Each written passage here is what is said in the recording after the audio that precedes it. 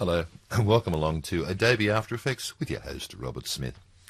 In this video we're going to look at the magic art of syncing sound to some kinetic typography.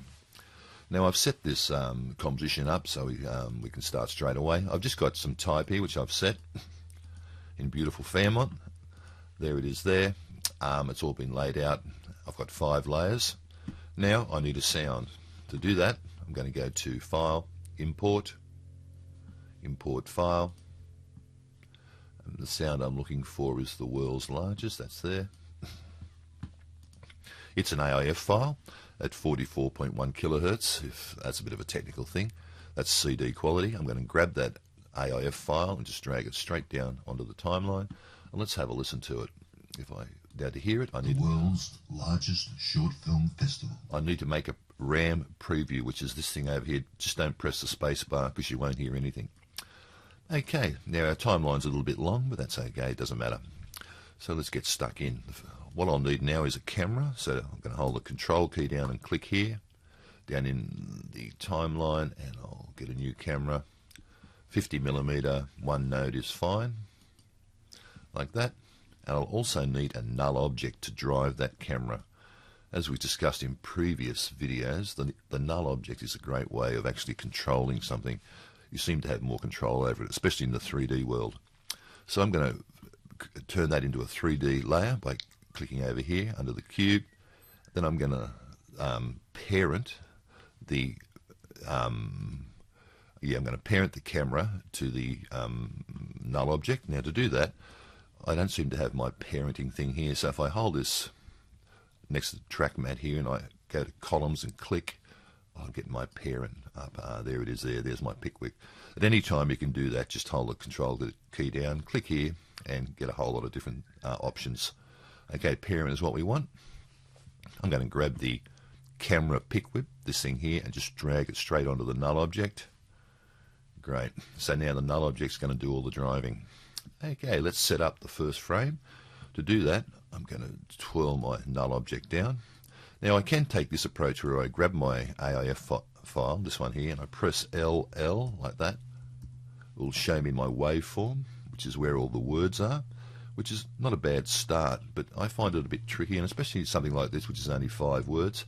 If it was a whole dialogue, whatever, we might go through and put some markers at each of these points. But for this exercise, we'll just do it a bit hit and miss. I find it just as quick anyway. Okay, here we go.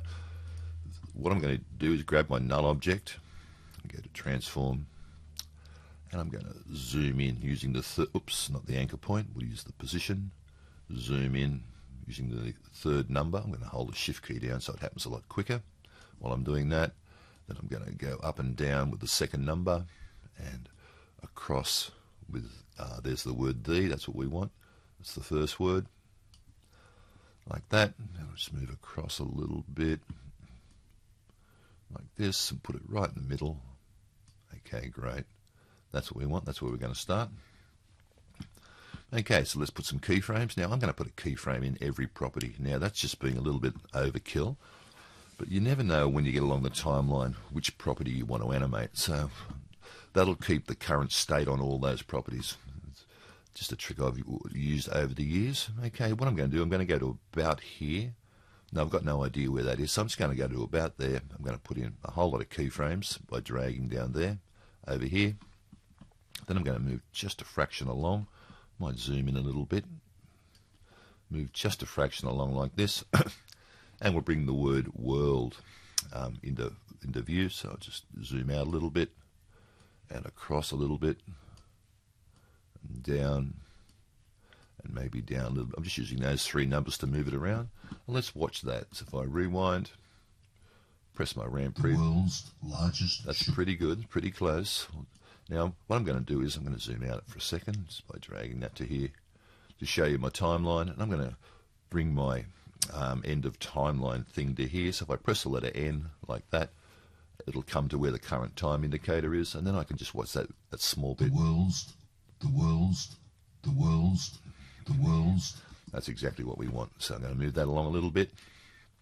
I'm going to move this. Actually, I'll go to this keyframe here by pressing K, and I'll put a whole lot of keyframes down there again. I'll move move along a bit to about here, and I'll put a whole lot of keyframes again so it doesn't go anywhere.